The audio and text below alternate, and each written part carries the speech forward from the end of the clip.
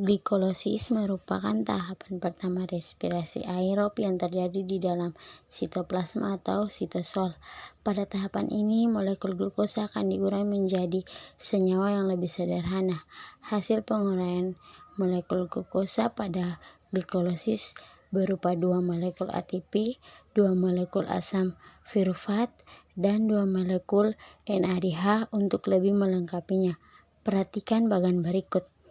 Urutan proses yang terjadi pada bagan di atas adalah sebagai berikut. Glukosa diubah menjadi glukosa 6-fosfat disertai pemecahan ATP menjadi ADP. ATP harus dipecah menjadi ADP karena dibutuhkan sumber energi.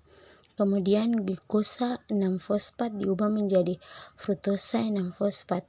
Fruktosa 6-fosfat diubah menjadi fruktosa 1,6 bifosa disertai pemecahan ATP menjadi ADP. Fruktosa 1,6 bifosa 6 atom C dipecah menjadi 1 molekul gliseraldehid 3-fosfat atau PGAL, 3 atom C dan 1 molekul di forgoseton fosfat atau DHAP, 3 atom C molekul DHAP diubah menjadi senyawa PGHL sehingga terbentuk 2 molekul PGAL. Molekul PGAL diubah menjadi senyawa 1, bifosa serat dengan cara mengikat Pi fosfaorganik. Setiap 1 molekul PGAL menghasilkan 1 DNA. 1,3 bifosaserat diubah menjadi 3 fosfatgliserat. Pada reaksi ini dihasilkan ATP sebagai sumber energi. 3 fosfatgliserat diubah menjadi 2 fosfatgliserat. 2 fosfatgliserat diubah menjadi senyawa fosfenol pirufat atau PEP. Fosfatpirufat diubah menjadi asam pirufat disertai pembentukan ATP. ATP merupakan sumber energi yang nantinya digunakan untuk transport aktif menuju mitokondria. Untuk 2 molekul NADA yang dihasilkan akan ditransfer ke tahap transfer elektron. Berikut ringkasan tahapan glikosid. Glukosa tambah 2 ATP menuju 2 asam pirufat tambah 2 NADH tambah 2 ATP. Kemudian dekarbonsilasis oksidatif. Setelah glikosid adalah dekarbonsilasi oksidatif. Tahapan ini berlangsung di dalam mitokondria. Reaksi pertama diawali dengan perubahan asam pirufat menjadi asetil koenzim A atau asetil CoA. Perubahan tersebut menjadi molekul CO2 dan NADH. Artinya 1 molekul asam pirufat akan dihasilkan 1 molekul asetil CoA, CO2 dan NADH. Oleh karena itu, tahapan glikosid dihasilkan 2 asam pirufat, maka dekarbonsilasi oksidatif menghasilkan 2 molekul asetil CoA, 2 molekul CO2 dan 2 molekul NADH. Kemudian prosesnya disimak pada bagan berikut. Kemudian asam pirufat yang terbentuk pada tahapan glikolosis akan melepas gugus karboksila COO-. Gugus tersebut akan diubah menjadi CO2. Sisa atom C dalam bentuk CH3COO akan mentransfer kelebihan elektronnya pada molekul NHD+ menjadi NADH. Untuk CH3OO- akan diubah menjadi asam asetat. Asam asetat akan berikat dengan koenzim A membentuk asetil koenzim A atau asetil CoA. Untuk memudahkan pemahamanmu tentang dekarbonsilasi oksidatif, diringkas sebagai berikut. 2 asam pirufat plus 2 koenzim A dituju 2 asetil KOA tambah 2 CO2 tambah 2 NDH tambah 2 NADH. Kemudian siklus Krebs. Siklus Krebs adalah tahapan ketiga dari serangkaian proses respirasi aerob. Pada tahapan ini akan dihasilkan 2 molekul ATP, 6 molekul NADH, 2 molekul FADH2, dan 4 molekul CO2. Untuk urutan prosesnya adalah sebagai berikut. Yang pertama, asetil KOA, 2 atom C berikatan dengan asam oksaloaset 4 atom C membentuk asam sitrat 6 atom C. Itulah mengapa siklus Krebs biasanya disebut siklus asam sitrat. Asam sitrat diubah menjadi asam isositrat. Asam isositrat 6 atom C diubah menjadi asam aglutat 5 atom C. Reaksi ini disertai pelepasan CO2 dan pembentukan NADH. Asam aglutat 5 atom C diubah menjadi suksinis KOA yang memiliki 4 atom C.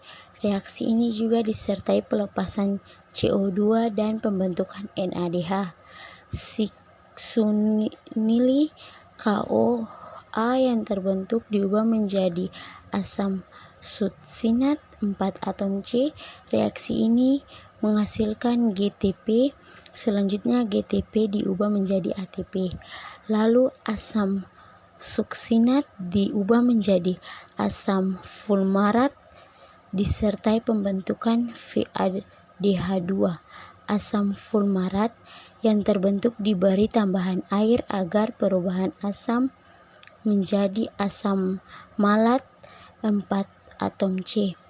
Asam malat diubah menjadi asam oksaloatat, kemudian disertai pembentukan NADH.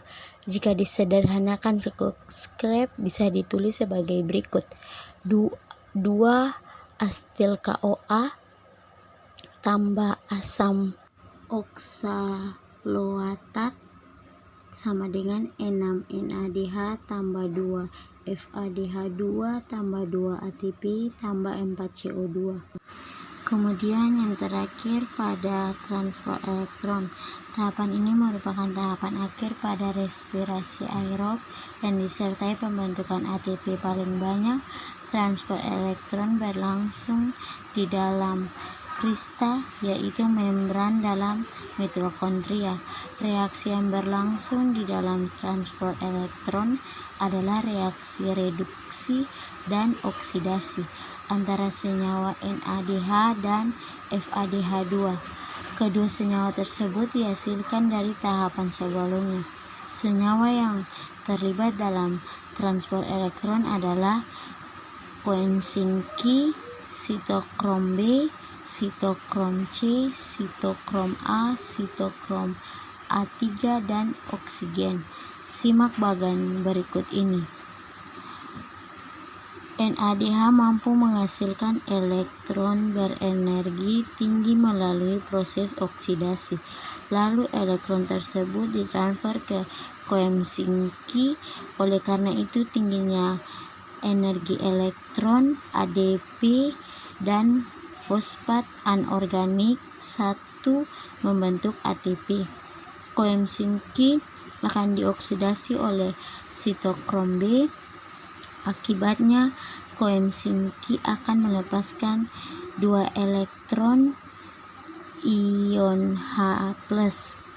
Sitokrom B akan dioksidasi oleh sitokrom C sehingga dihasilkan energi cukup tinggi. Akibatnya ADP dan fosfat anorganik akan bersatu membentuk ATP.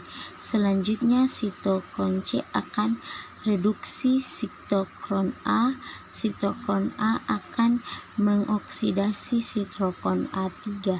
Reaksi ini juga memicu satunya ADP dan fosfat anorganik membentuk ATP. Sitokrom A3 dioksidasi oleh sebuah atom oksigen. Hasil akhir dari reaksi ini adalah terbentuknya molekul H2O. Transfer elektron yang melibatkan oksidasi NADH akan menghasilkan 3 ATP dan 1 H2O. Demikian halnya dengan oksidasi FADH2. Pada oksidasi FADH2, jumlah ATP yang dihasilkan lebih sedikit, yaitu 2 ATP. Hal itu disebabkan oleh kecilnya energi yang dihasilkan oleh oksidasi FADH2. Secara ringkas, pembentukan ATP dari NADH dan FADH2 ditulis sebagai berikut. Oksidasi 1 NADH akan menghasilkan 3 ATP, sedangkan oksidasi 1 FADH2 akan menghasilkan 2 ATP.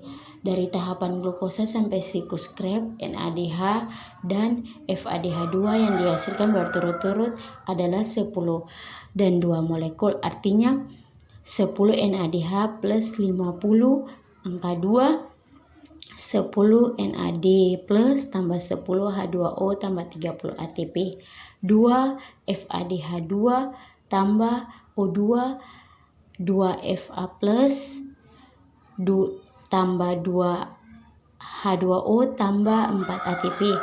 Dengan demikian, tahapan transfer elektron menghasilkan 34 ATP dan 12 H2O. Jika seluruh ATP dijumlahkan mulai dari glukosid sampai transfer elektron akan dihasilkan seperti tabel berikut. Reaksi glikosid, jumlah 2 ATP yang digunakan untuk transfer aktif. Reaksi rekarboksilasi oksidatif negatif. Kemudian reaksi siklus Krebs, jumlah 2 ATP. Reaksi transfer elektron memiliki 34 ATP. Total dari semuanya 36 ATP. Sekian dan terima kasih. Apabila ada kata yang salah, mohon diizinkan.